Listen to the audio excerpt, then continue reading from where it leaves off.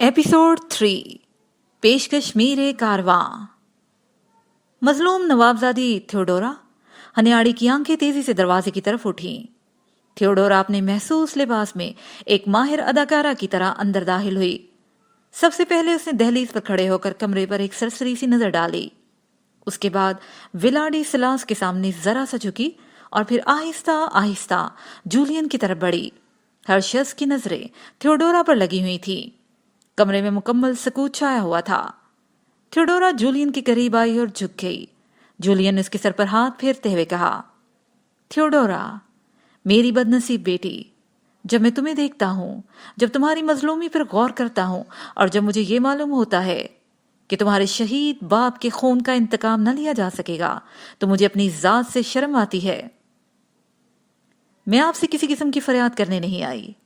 मुझे किसी दाद की जरूरत नहीं, बल्कि मैं तो आपसे अपने एक आखिरी फैसले से आपको आगाह करने आई हूं।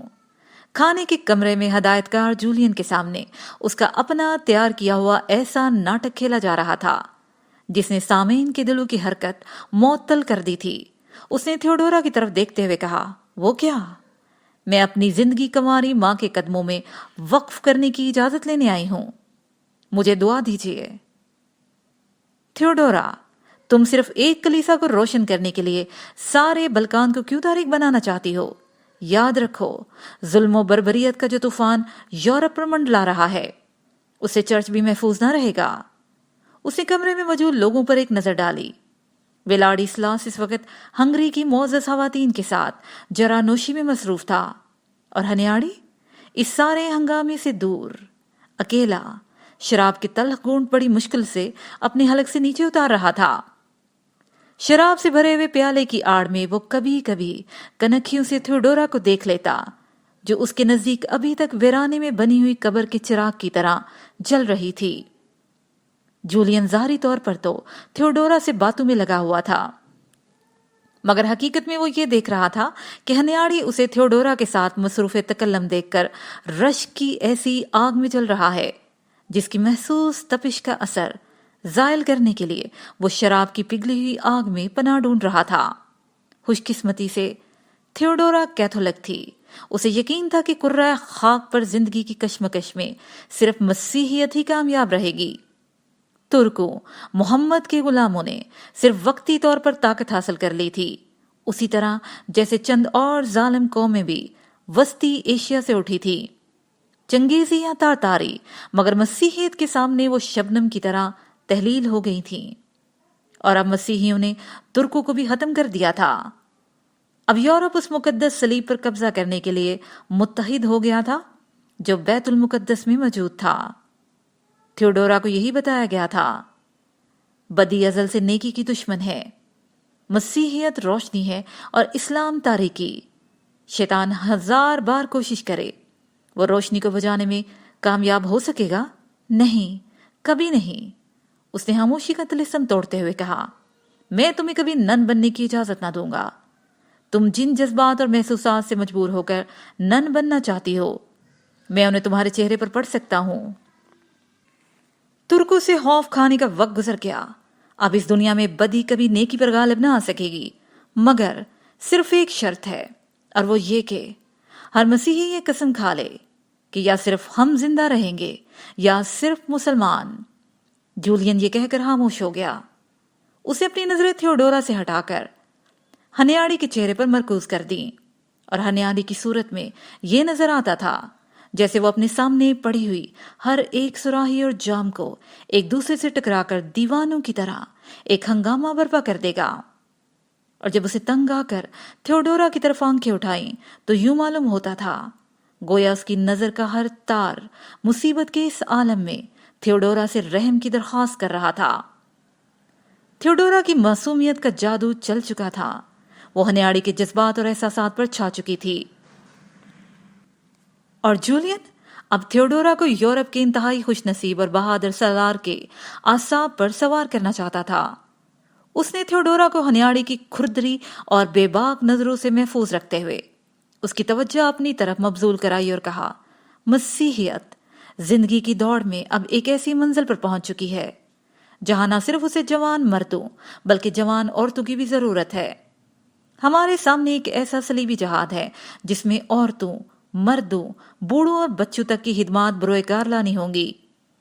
ہمیں قربانی دینی ہوگی، ایک عظیم قربانی، کیونکہ اس کے نتیجے میں حاصل ہونے والی فتح اس قربانی سے 1000 درجے زیادہ شاندار ہوگی، روحانی فتح۔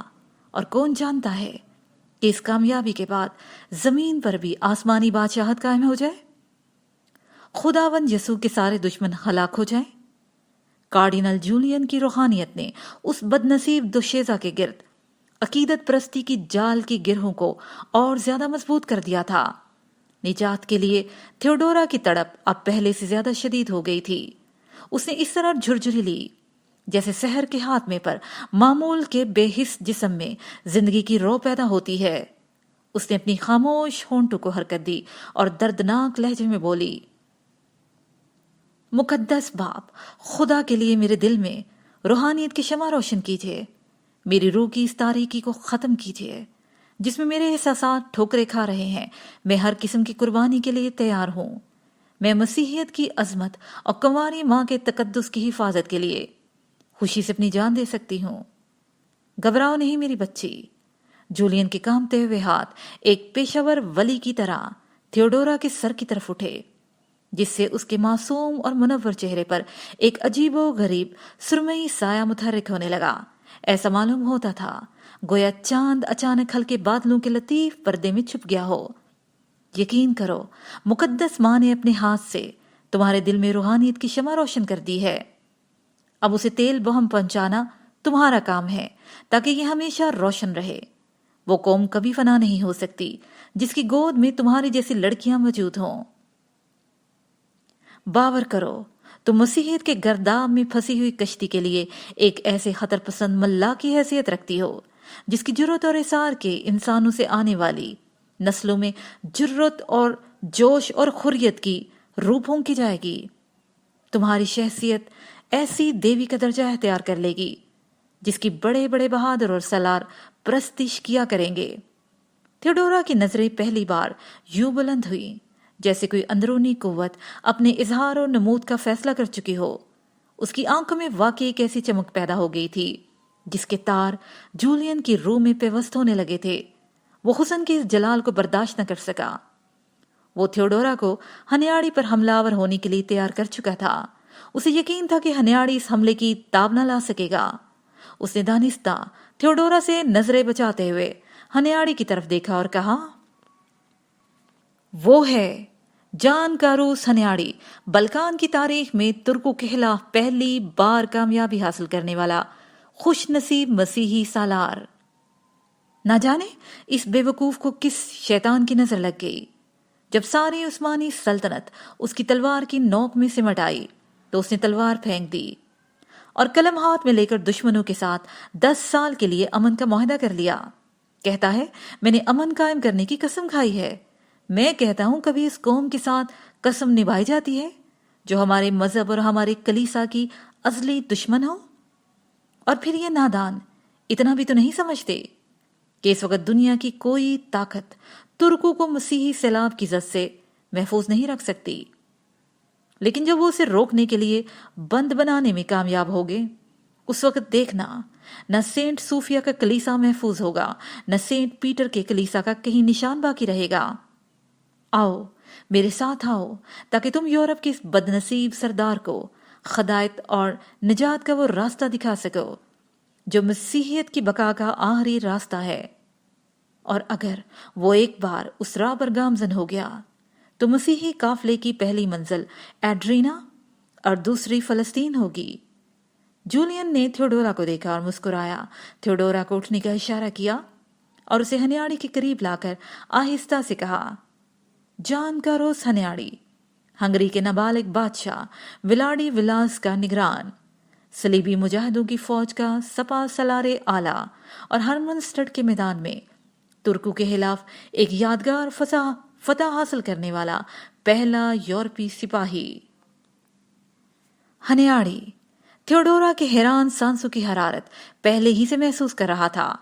उसने एक अजीब इस्तराब और जहनी अजाब के आलम में जूलियन की बात सुनने तक सब्र किया, और जब वो खामोश हो गया तो उसने आहिस्ता आहिस्ता सर उठाकर सबसे पहले जूलियन को अपने ऊपर झुका हुआ देखा और फिर थियोडोरा, जिसकी नजरों से वो नजरें ना मिला सका। थियोडोरा। जूलियन ने थियोडोरा के दमकते हुए शाने पर हाथ रखते हुए कहा, सितारा की रियासत के नवाब लोशवास्ती की यतीम साहबजादी, जिसे यूरोप की तरफ मुराद की आखिरी पेशकदमी के नतीजे में बड़ी बहादुरी से लड़ते हुए शहादत हासिल की। हनियाड़ी खामोशी से खड़ा हो गया। लम्हा भर के लिए उसने थियोडोरा को और थियोडोरा ने उसको देखा।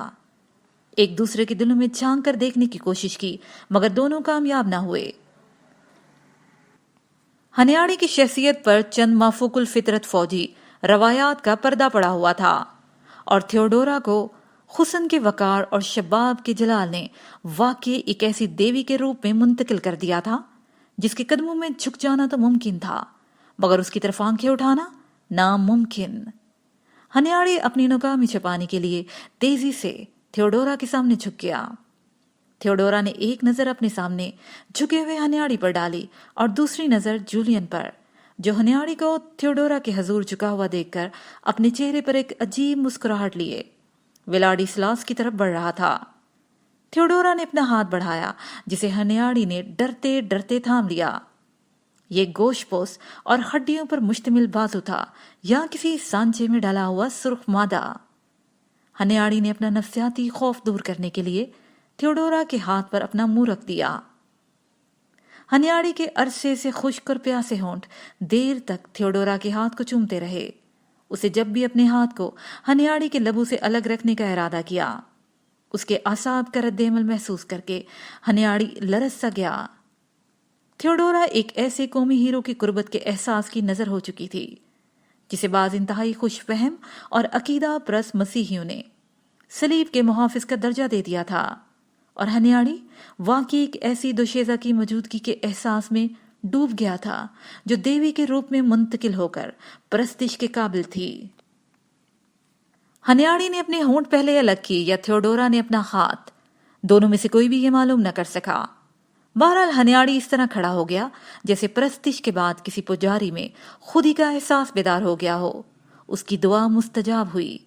उसने थियोडोरा के लिए एक कुर्सी खींची जिस पर वह खामोशी से उसके सामने बैठ गई, और वो भी अपनी कुर्सी पर बैठ गया। एक मुख्तसिर सी मुतकल्लम खामोशी के बाद, जिसके दौरान में हनियाड़ी की शख्सियत से कौमी हीरो की रवायात का और थियोडोरा के वजूद से देवियत का पर्दा हट गया, तो हनियाड़ी ने जैसे पशेमान होकर खाली सुराहियों और जामों से एक बार फिर उलझने की कोशिश की, और थियोडोरा ने सर झुकाकर कहा, यूरोप के नामवर फाते से इस गैर मुतवक्का मुलाकात की सादत के एहसास ने मुझे जो खुशी बख्शी है, अल्फाज में उसका इजहार नामुमकिन है, और यूरोप की सबसे हसीन दुशेजा के हाथ चूमकर यह महसूस होता है जैसे मुझे इस फतह का हकीकी इनाम मिल गया। थियोडोरा का सर झुक गया। हनियाड़ी तलवार के अलावा बात करने के तरीकों से भी आगाह था। थियोडोरा ने कहा, खुदा आपको कदम कदम पर कामयाबी अता करे। माफ कीजिए, आपसे मुलाकात की खुशी में मुझे इतना भी होश न रहा कि आपको बलगरात और हरमनस्टड की फतह पर हदिया तबरीक पेश करूं। खुदा के लिए इन फजूल बातों में वक्त ज़ाया न कीजिए नवाबजादी। अगर जिंदगी रही तो ऐसे मौके बार बार मिलते रहेंगे। क्यों नहीं, क्यों नहीं। थियोडोरा ने मुस्कुराते हुए हनियाड़ी के कौल की तस्दीक की और कहा, लेकिन। हनियाड़ी अब चुकन्ना होकर बलकान की इस हसीना की तरफ देख रहा था। लेकिन आखिर तुम क्या कहना चाहती हो? मैंने सुना है आपने तुर्कों के साथ 10 साल के लिए अमन का मुआहदा कर लिया है, और अब शायद हमें ऐसी शानदार फतुहात के मौके नसीब न होंगे। क्या आपने सोचा कि थियोडोरा अब भरपूर वार करने के लिए तैयार थी, और हनियाड़ी सोच रहा था कि वो क्या कहना चाहती है। खुदारा, अपनी बात जारी रखो हसीना बलकान। हंगरी का सालार पुकारा, तुम क्या कहना चाहती हो? कार्डिनल जूलियन ने हनियाड़ी और थियोडोरा से रुखसत होकर एक हिदमतगार के हाथ शराब की जो सुराही भिजवाई थी वो अब हनियाड़ी के सामने मेज पर आ चुकी थी। थियोडोरा ने उसमें से एक छलकता हुआ जाम हनियाड़ी को पेश करते हुए कहा, میں یہ کہنا چاہتی ہوں کہ بلکان کی ریاستوں میں میری طرح کی ہزاروں لڑکیاں ایسی ہیں جنہیں ترکوں نے یتیم بنا دیا ہے. ان کے جوان بھائی اور جوان خاوند ان کی آنکھوں کے سامنے خاک اور خون میں تڑپتے رہے، اور یہ قتل و خون ریزی موسموں کی طرح ہر سال اپنے مقررہ وقت پر عمل میں آتی رہی. میں تو اپنی یتیمی کا عذاب عمر بھر تک کنواری ماں کے قدموں کے سائے میں رہ کر برداشت کر لوں گی، مگر لاطینی کلیسا اب اپنے اس اقتدار سے محروم ہونے والا ہے جو دوسری ہزاروں لڑکیوں کو اپنے دامن میں پناہ دے سکے. میں سوچتی ہوں اور سوچ سوچ کر عاجز ہو جاتی ہوں، آخر ان عورتوں کا انجام کیا ہوگا؟ مسیحیت کہاں جائے گی؟ سینٹ پیٹر کے مقدس کلیسا کو عثمانی رسالوں کا استبل بننے سے کیسے محفوظ کیا جائے گا؟ ہنیاڑی نے خاموشی سے اپنا جام حالی کر کے سامنے میز پر رکھ دیا، ایک عجیب پریشانی کے عالم میں اپنے ہونٹ آستین سے صاف کیے اور تھیوڈورا کو دیکھا جو اسے اپنی زندگی کے انتہائی خولناک فیصلے سے آگاہ کر چکی تھی. اگر تھیوڈورا نن بن گئی، اگر اس نے اپنا طوفانی شباب اور ملکوتی حسن کلیسا کی خدمت کے لیے وقف کر دیا تو بلکان پر عذاب نازل ہو جائے گا، دنیا تباہ ہو جائے گی. تھیوڈورا نے دوبارہ جام بھرا جسے ہنیاڑی نے بےتابی سے اٹھا لیا. اس نے جام کو بھی دیکھا اور تھیوڈورا کو بھی، اور اسے منہ کے قریب لے جا کر کہا، اگر تم نن بن گئی تو بلکان ایسا حسین ساکی کہاں سے لائے گا؟ اس نے 2 گھونٹ پیے اور بے چینی سے کہا، تھیوڈورا، تم نے واقعی اپنی زندگی کلیسا کے لیے وقف کر دینے کا فیصلہ کر لیا ہے؟ اگر ہماری زندگیاں انتہائی آباد شہروں اور سنگین قلعوں میں بھی محفوظ نہ رہ سکیں تو پھر کلیسا کی محترم اور مقدس 4 دیواری کے سوا اور کہاں پناہ تلاش کی جائے؟ ہنیاڑی نے تھیوڈورا کو دیکھا جو اس وقت واقعی مجبوری اور بے کسی اور یاس و ہرما کی تصویر بن گئی تھی. اس نے اپنی نظریں تھیوڈورا کے چہرے پر مرکوز کرتے ہوئے جام خالی کر دیا اور اسے تھیوڈورا کی طرف بڑھاتے ہوئے کہا، اس سے پہلے کہ مجھے اپنی زندگی میں دوبارہ ایسے حسین ساکی کے ہاتھ سے پینے کی سعادت نصیب نہ ہو، مجھے ایک اور جام عنایت کرو. تھیوڈورا نے خاموشی سے ہنیاڑی کا جام بھرا. اس کی نظریں ہنیاڑی کی نظروں سے الجھی ہوئی تھی. اسے اچانک ہنیاڑی سے خوف محسوس ہونے لگا. وہ اس کے سامنے کانپ رہی تھی. اس نے اس کے قریب آ کر ایک ایسی غلطی کی تھی جس پر اب وہ پشیمان تھی، اور اگر اس وقت جولین کا مسکراتا ہوا چہرہ اسے سہارا نہ دیتا تو وہ اپنے ہاتھ سے سراہی پھینکتی ہوئی ولاڈی ولاس کے محل سے بھاگ جاتی. تھیوڈورا، ہنیاڑی نے خالی جام میز پر رکھتے ہوئے کہا، اگر تم نے ابھی تک اپنی زندگی وقف کرنے کا فیصلہ نہیں کیا تو میں تمہارے حسن کو گواہ بنا کر یہ عہد کرتا ہوں کہ ترکوں کو دوبارہ بلکان کے پار آنے کی مہلت نہ دوں گا. میں طوفان کی طرح ڈینوب کے کناروں پر چھا جاؤں گا، اور جب تک ایڈریان نوپل کو جلا کر خاک نہ کر دوں اس وقت تک واپس لوٹنے کا نام نہ لوں گا. تھیوڈورا، میں تمہیں یقین دلاتا ہوں، دنیا کے نقشے سے عثمانی سلطنت کے منحوس دبے کے معدوم ہو جانے کا مبارک وقت آ گیا ہے. وہ اپنی کرسی سے اٹھا اور ہاتھ کا سہارے سے تھیوڈورا کی بھی اٹھنے کی دعوت دی. وہ بجلی کی تیزی سے تھیوڈورا کے قریب آ گیا اور اس کے سامنے 2 زانو ہو کر اپنے ہاتھ پھیلاتے ہوئے بولا، اپنا وہ ہاتھ میرے ہاتھ میں دے دو جس میں گرم اور جوان خون دوڑ رہا تھا، تاکہ اس کی حرارت سے میں اپنے تمام تر اندیشوں اور وسوسوں کو خس و خاشاک کی طرح جلا دوں جو مجھے ابھی تک اپنے وعدے پر قائم رہنے کی ترغیب دے رہے ہیں. اپنا وہ ہاتھ میرے ہاتھ میں دے دو جس کی تپش نے عقل و خرد کے خرمند کو خاک سیاہ بنا کر اسے محض عشق و جنون میں منتقل کر دیا ہے. مگر یاد رکھو، میں عمر بھر تلوار کی طرح اس ہاتھ سے غافل نہ رہ سکوں گا. کہیں تم اسے میرے ہاتھ سے کھینچ نہ لینا، کیونکہ میرے نزدیک یہ ہاتھ صلیب سے زیادہ مقدس اور کلیسا سے زیادہ محترم ہے. میں صرف تمہاری خاطر اس عہد کو فراموش کر رہا ہوں جس سے منہ موڑنے پر مجھے دنیا کی کوئی طاقت مجبور نہ کر سکتی تھی. ہنیاڑی جب تھیوڈورا کے کامتے ہوئے ہاتھ کو چوم رہا تھا تو جولین نے ولاڈی سلاس کے کندھے پر آہستہ سے ہاتھ رکھا اور اس کی توجہ ان دونوں کی طرف مبذول کروائی. ہنیاڑی نے تھیوڈورا کو خراج عقیدت پیش کرنے کے بعد میز پر پڑی ہوئی سراہیوں کو ٹٹولا. سب خالی تھیں. اسے باری باری سب کو انڈیلا اور جو چند ایک قطرے جام میں جمع ہو گئے انہیں للچائی ہوئی نظروں سے دیکھا، جام اٹھایا اور اسے تھیوڈورا کی طرف اس طرح حرکت دی جیسے وہ ثابت کرنا چاہتا ہو کہ یہ تمہاری صحت، تمہارے شباب، تمہاری محبت اور تحفظ کا جام ہے۔ اسے منہ سے لگانے سے پہلے ایک عجیب احترام کے ساتھ جھکا، چند گھونٹ حلق میں اتارے اور مسکراتا ہوا باہر چلا گیا۔ جولین کی مسکراتی ہوئی آنکھوں نے آخر تک اس کا تعاقب کیا، اور جب ہنیاڑی لمحہ بھر کے لیے دہلیز پر رکنے اور تھیوڈورا کو آخری بار مسکرا کر دیکھنے کے بعد باہر چلا گیا تو سارا محل جولین کے کہکہے کی گونج سے لرز اٹھا۔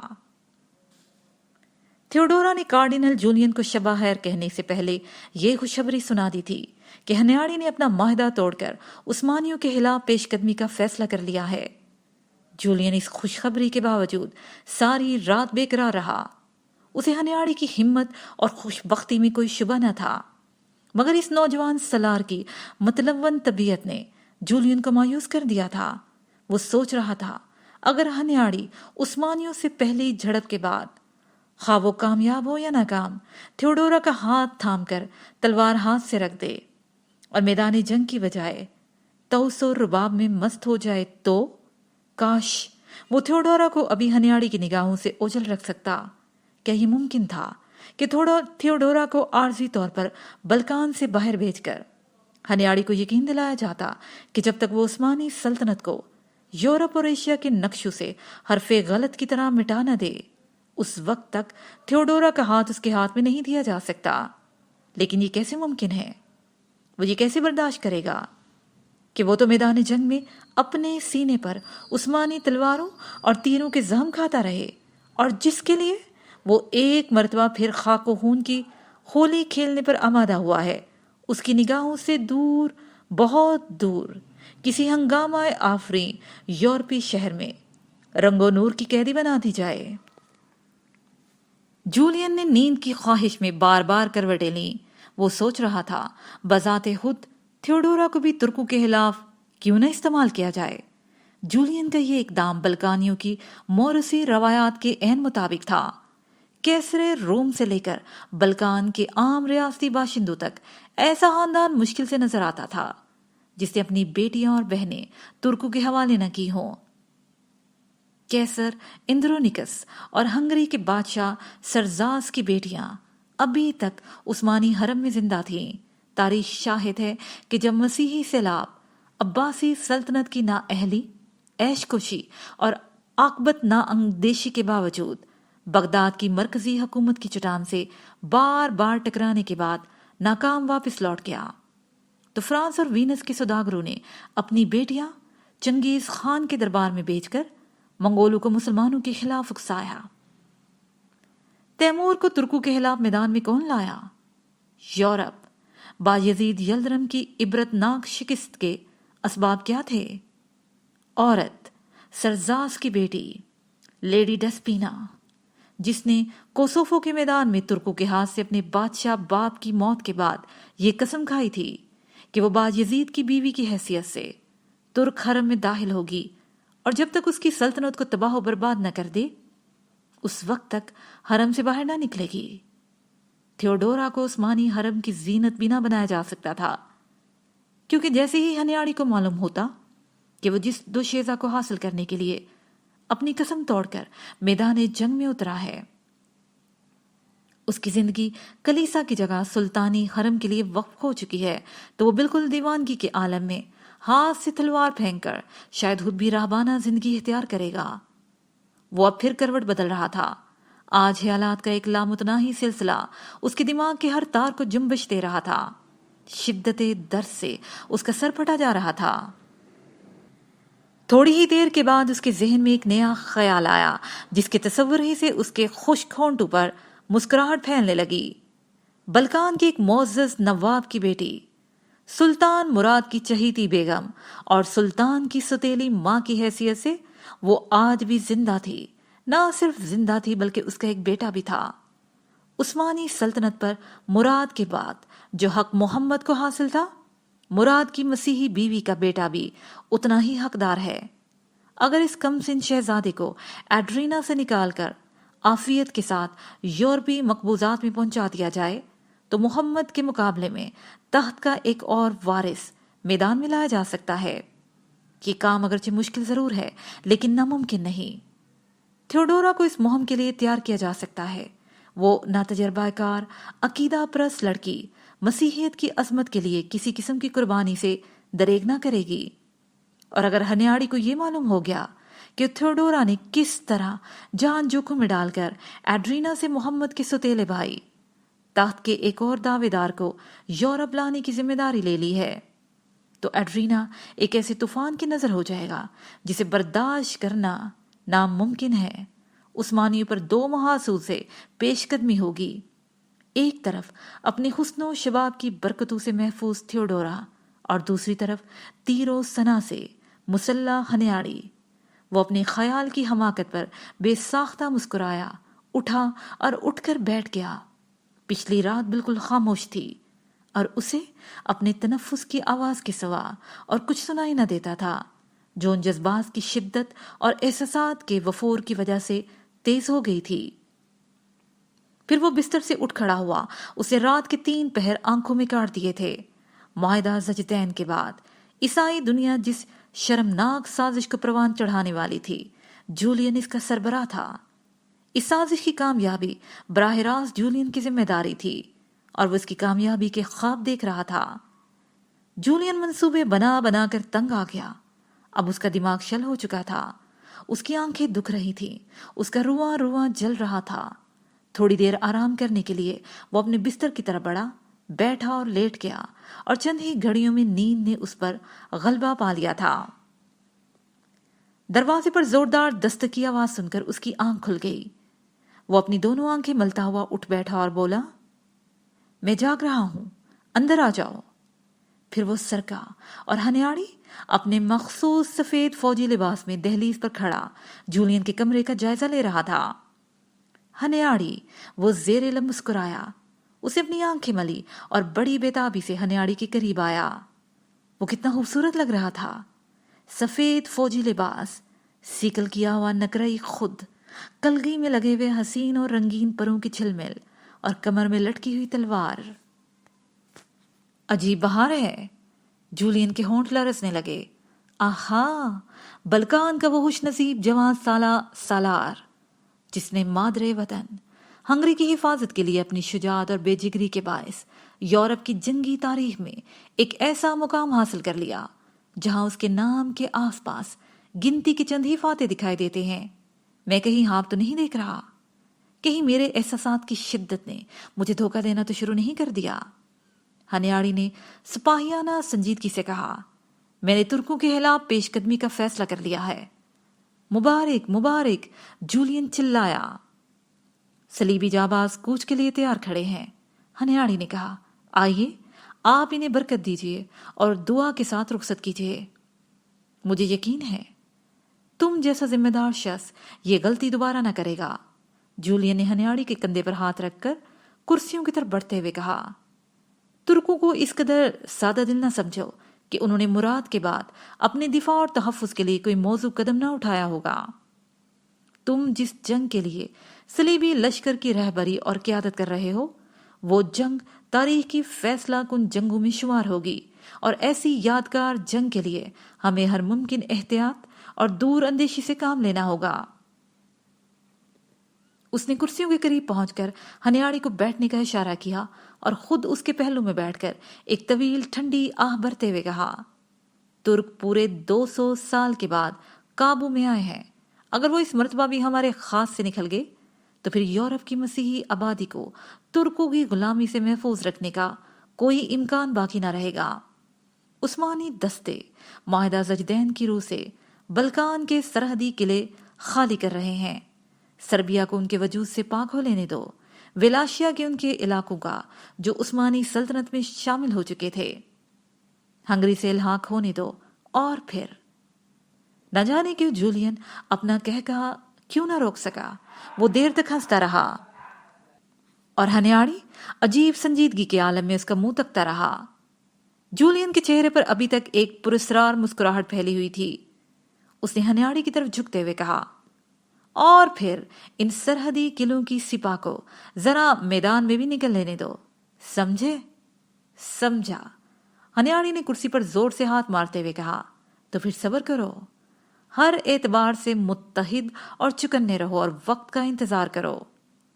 جولین جس وقت کا انتظار کر رہا تھا وہ آخرکار آ ہی گیا۔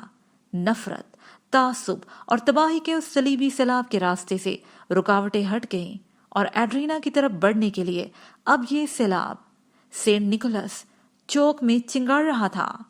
ہنیاڑی اپنے سفید گھوڑے پر سوار اس سپاہ کے سامنے پھر رہا تھا جو بلگراد اور ہرمنسٹڈ کی جنگ میں ترکوں کو شکست دینے کے بعد انہیں ڈینوب کے پار دھکیل آئی تھی۔ ان کے حوصلے بلند تھے اور ان کے دلوں میں ایڈرینا کی تسخیر، فلسطین کی فتح، سارے اسلامی مشرق کی تباہی کے نئے ولولے پیدا ہو چکے تھے۔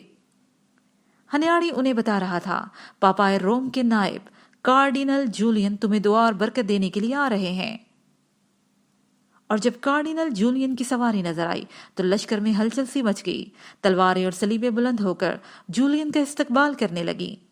جولین کے گرد ہنگری کے عقیدت مند ہجوم نے جلوس کسی صورت اختیار کر لی۔ حد نگاہ تک سوار اور پیادہ سپاہ موجود تھی۔ چاروں طرف تلواروں، نیزوں اور سلیبوں کی عجیب و غریب دنیا آباد تھی جن کا رخ ایڈرینا کی طرف تھا۔ ہر شخص خاموش تھا، ہر شخص ہمدن گوش تھا اور وہ انہیں الوداعی پیام دینے لگا۔ اس کے ساتھ ہی یہ پارٹ اپنے اختتام کو پہنچا۔